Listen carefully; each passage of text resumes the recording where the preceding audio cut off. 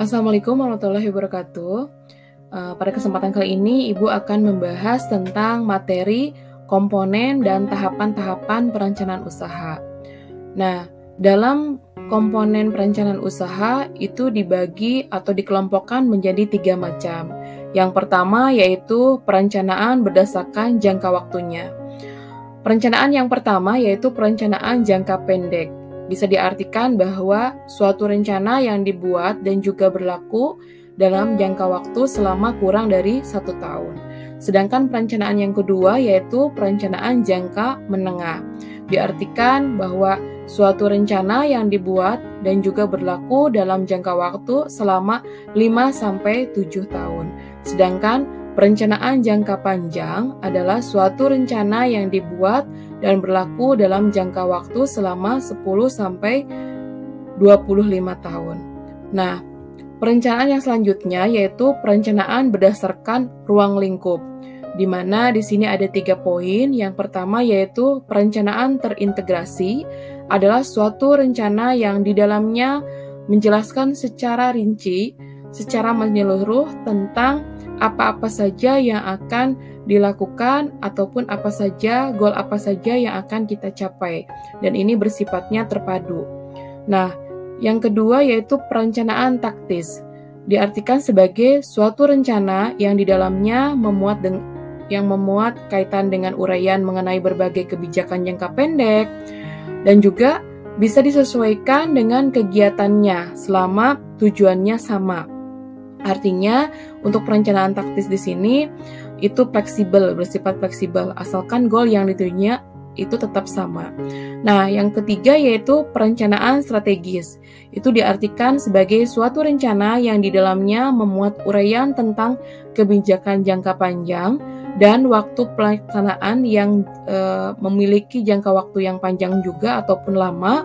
Dan pada umumnya perencanaan jenis ini itu sangat sulit untuk diubah karena di sini sudah proses yang akan ditempuh dari perencanaan strategis sendiri pun itu memakan waktu yang cukup lama. Jadi kalau misalkan di pertengahan jalan kita akan melakukan perubahan, itu tentunya akan berdampak yang sangat signifikan pada tujuan yang akan kita capai.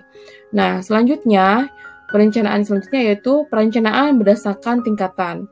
Nah, yang pertama yaitu perencanaan harian, yaitu suatu rencana yang di dalamnya berisikan berbagai kegiatan harian yang sifatnya rutin. Jadi ini perencanaan yang sudah didesain yang akan dilaksanakan secara rutin setiap harinya. Dan yang kedua yaitu perencanaan operasional, yaitu rencana yang hanya fokus kepada pedoman atau petunjuk pelaksanaan berbagai macam program organisasi. Jadi ini lebih difokuskan terhadap program-program yang akan ditempuh atau disusun yang akan dicapai oleh organisasi kita atau perusahaan kita. Nah, yang ketiga yaitu perencanaan induk, yaitu suatu rencana yang hanya fokus kepada kebijakan organisasi atau perusahaan yang di dalamnya berisikan tujuan jangka panjang dan juga ruang lingkup yang luas. Jadi mungkin perencanaan ini itu bisa diartikan sebagai master planning.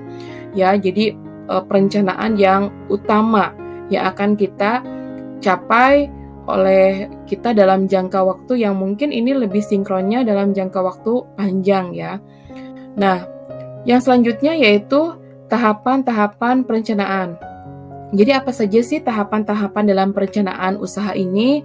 Yang pertama, kita coba rumuskan dan tetapkan tujuan atau permasalahan yang akan kita pecahkan itu apa.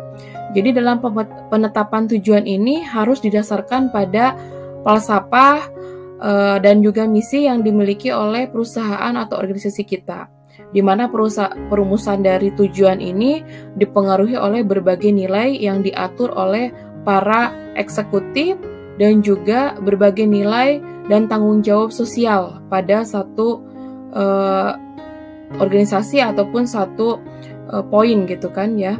Nah, yang kedua yaitu melakukan analisis kesempatan. Jadi perusahaan harus melakukan dulu suatu analisis atau pengamatan terhadap lingkungan sekitar.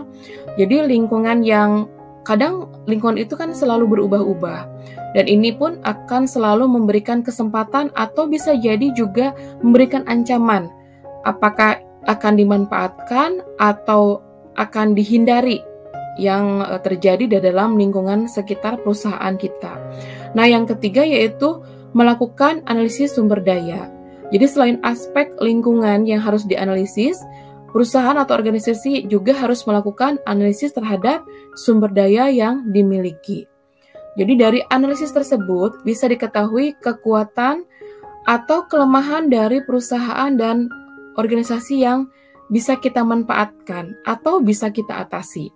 Jadi sumber daya tersebut bisa berupa sumber daya manusia atau bisa juga sumber daya yang lainnya seperti fasilitas, modal, fisik, metode, material, ataupun market sekalipun yang nantinya ini akan berdampak terhadap kelangsungan kehidupan perusahaan kita dan produk yang akan kita produksi. Nah, selain itu, yang keempat yaitu identifikasi dan pengembangan alternatif, yaitu kaitannya dengan dalam hubungannya dengan pengambilan suatu keputusan.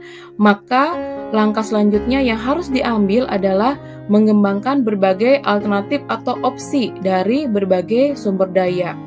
Jadi ketika ibaratkan kita pun harus memiliki pengembangan alternatif ketika planning yang akan kita lakukan, misalkan planning jangka panjangnya kita memiliki planning minimal 3. Jadi ketika planning yang pertama tidak bisa terlaksana, kita masih punya 2 opsi planning yang bisa menghandle apa-apa yang tidak bisa dilakukan di planning pertama.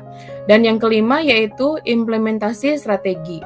Jadi setelah kita tadi mengidentifikasi dan mengembangkan alternatif, yaitu hal yang harus kita lakukan atau tahapan perencanaan yang harus kita lakukan, yaitu kemudian kita lakukan suatu rinci strateginya ke dalam bentuk berbagai program dan juga anggaran yang lebih terperinci dan detail, sehingga akan lebih mudah untuk diaplikasikan. Jadi kita pun harus memiliki implementasi dari strategi-strategi pengembangan alternatif tadi. Itu bisa berbentuk program kerja dan juga berbentuk anggaran yang akan kita gunakan dalam perencanaan-perencanaan yang sudah kita buat. Nah, yang keenam yaitu pelaksanaan keputusan, di mana ini kaitannya dengan rencana yang sudah disusun tidak mempunyai arti jika tidak atau belum diaplikasikan. Jadi kemudian pelaksanaan rencana memerlukan suatu pengendalian dan pengawasan. Jadi sejauh mana penerapan pencapaian hasil seperti yang sudah ditetapkan sebelumnya. Jadi dalam pelaksanaan keputusan di sini adalah lebih ke implementasi perencanaan yang sudah kita buat. Selain mungkin tadi pelaksanaan perencanaan, kita pun memerlukan pengendalian dan pengawasan. Sebagai penjagaan barangkali di tengah jalan ada berbagai konflik atau permasalahan yang perlu kita selesaikan, dan apa solusi yang harus kita ambil ketika permasalahan itu muncul, dan solusi yang harus kita ambil pun itu harus kita pikirkan apakah berdampak signifikan terhadap kedepannya ataukah tidak. Itu pun jadi ketika kita mengambil sebuah keputusan ataupun solusi harus dipikirkan terlebih dahulu, karena tentunya jangan sampai itu bersinggungan dengan planning kita di dalam planning jangka menengah ataupun jangka panjang. Oke, baik, mungkin itu materi yang bisa Ibu jelaskan yang kaitannya dengan komponen dan juga tahapan-tahapan perencanaan usaha. Mudah-mudahan bisa kalian pahami. Oke, terima kasih. Semoga itu bermanfaat untuk kalian. Assalamualaikum warahmatullahi wabarakatuh.